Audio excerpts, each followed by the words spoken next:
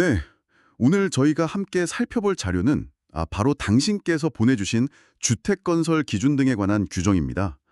이게 뭐 법규라고 하면 좀 딱딱하게 들릴 수도 있겠지만요. 네, 그렇죠. 용어부터가 좀 어렵게 느껴지실 수도 있고요. 맞아요. 근데 사실은 우리가 매일 생활하는 아파트 같은 공동주택이 어떤 기준, 그러니까 어떤 약속으로 지어지는지 그 기본 틀을 좀 엿볼 수 있는 그런 내용들이더라고요. 네, 맞습니다.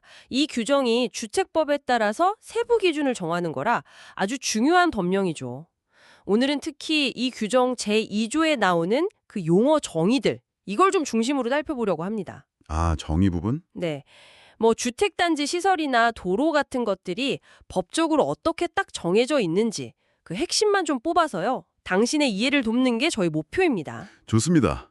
그럼 바로 그 핵심 내용, 정의 부분으로 들어가 볼까요?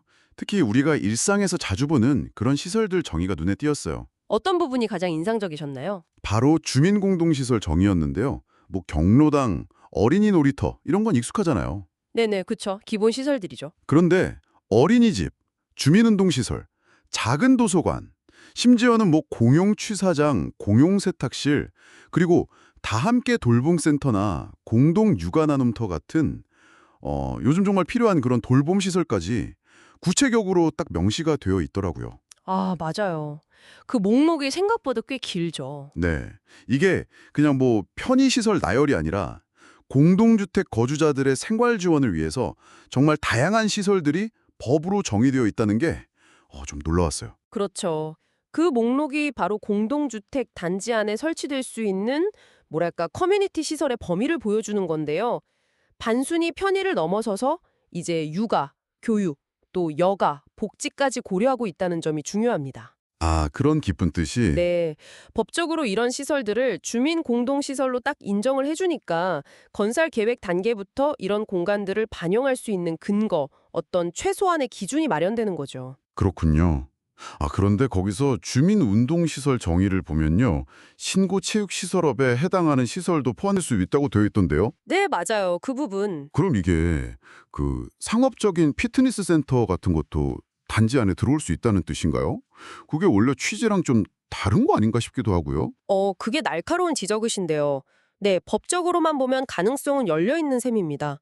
물론 입주민의 운동 편의를 높인다는 목적이 있겠지만 말씀하신 것처럼 이게 또 운영 방식이라던가 뭐 비용 부담 문제 같은 고려할 점들이 생길 수 있죠. 그렇죠. 아무래도 상업시설이니까요. 맞습니다. 그래서 이 법적 정의의 포괄성이랑 실제 운영 사이에서 어떻게 균형을 잡느냐 이게 중요하고요. 또 한 가지는 법에는 이렇게 다양한 시설이 명시되어 있어도 실제로는 뭐 예산이나 부지 문제 때문에 축소되거나 아예 빠지는 경우도 많거든요. 현실은 또 다르군요. 네, 그래서 법적 이상과 현실 사이의 간극 이런 부분도 우리가 좀 생각해 볼 필요가 있습니다. 네, 알겠습니다. 다음으로 독신자용 주택 정의도 좀 흥미로웠어요. 그냥 1인 가구 주택 이런 게 아니더라고요. 아, 그 정의요? 어떻게 다르던가요? 네, 보니까 근로자를 고용하는 자가 그 고용한 근로자 중 독신 생활을 영위하는 자를 위해서 짓거나 아니면 국가나 뭐 공공법인이 독신 생활을 영위하는 근로자를 위해 짓는 주택.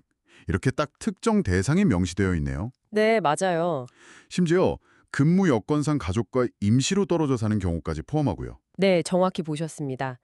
이 정의는 그래서 일반적인 그냥 1인 가구 주택하고는 좀 다른 어떤 정책적인 고려가 반영된 결과라고 볼 수 있어요. 정책적 고려요? 네, 특정 대상, 그러니까 딱 근로자의 주거 안정을 지원하려는 그런 목적이 담겨 있는 거죠. 공급 주체랑 대상자를 명확하게 함으로써 뭐 예를 들면 산업단지 근처라던가 특정 직업군의 주거 지원 정책 같은 구체적인 사업을 추진할 때 그 법적 근거를 마련해주는 역할을 합니다. 아하, 근로자 주거 안정이라는 뚜렷한 목표가 있었군요. 이게 그냥 정의가 아니네요. 그렇죠. 다 이유가 있는 정의들입니다. 그 외에도 뭐 의료시설의 의원, 치과의원뿐만 아니라 한의원, 약국까지 포함된다는 점이나 또 기간도로랑 주택단지 입구까지 이어지는 진입도로를 구분하는 점도 좀 인상 깊었어요. 네, 그런 세세한 구분들. 네, 또 수도권 외 인구 20만 미만 시군을 시군 지역으로 정의하는 것까지 정말 세세하게 규정하고 있더라고요. 이런 정의 하나하나가 사실은 주택 건설 계획 승인 과정, 그러니까 아까 말씀드린 그 제3조 적용 범위에서 언급되듯이 그런 과정에서 아주 중요한 기준이 됩니다. 예를 들면요. 예를 들어서 단지 규모에 따라서 필요한 도로 폭이라던가 기반 시설 종류를 결정할 때 방금 말씀하신 그 기간도로와 진입도로 정의가 활용되는 거죠. 아, 도로 폭 결정이요? 네. 그러니까 그 구분에 따라서 요구되는 도로폭, 또 확보해야 하는 공간, 심지어는 관리 주체까지 달라질 수 있거든요.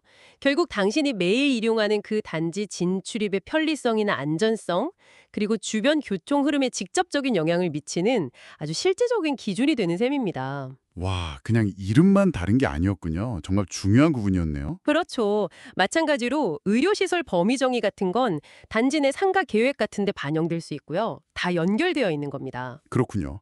오늘 이렇게 주택 건설 기준 등에 관한 규정을 통해서 우리가 사는 공간의 어떤 법적인 토대랄까? 그런 걸 좀 들여다봤네요. 특히 주민공동시설이나 독신자용 주택 같은 용어 정의 속에서 어떤 사회적인 요구, 또 정책 방향 같은 걸 읽을 수 있었던 것 같습니다. 네, 맞습니다. 법규라는 게 그냥 딱딱한 글자 뭉치가 아니라 우리 사회가 이 주거 환경에 대해서 어떤 고민을 하고 또 어떤 기준을 만들어가는지 그걸 보여주는 기록과도 같다고 생각해요. 네, 하나의 기록이군요. 네. 그래서 이 규정들이 실제 주택 건설 현장에서 어떻게 적용되고 또 그게 당신의 생활에는 어떤 영향을 미치는지 이렇게 연결해서 생각해 보시면 더 의미가 있을 것 같습니다. 자, 그럼 마지막으로 당신께 이런 질문을 한번 던져보고 싶네요. 오늘 저희가 살펴본 것처럼 법은 계속해서 사회 변화에 맞춰서 그 필요를 반영해 왔잖아요. 네, 그렇죠. 계속 개정되고 보완되어 왔죠. 그렇다면 앞으로 우리 사회의 변화에 따라서 또 어떤 새로운 공간이나 시설이 이 주민공동시설의 정의에 포함되어야 할까요? 뭐 예를 들자면 요즘 재택근무 많이 하시니까 재택근무자를 위한 공유 오피스 같은 거나 아니면 점점 늘어나는 반려동물을 위한 공간 같은 것들? 오, 좋은 질문인데요. 흥미로운 지점입니다. 네, 이런 것들이 필요해지지 않을까 싶은데요. 한 번쯤 당신의 생각을 펼쳐보시는 것도 재밌을 것 같습니다.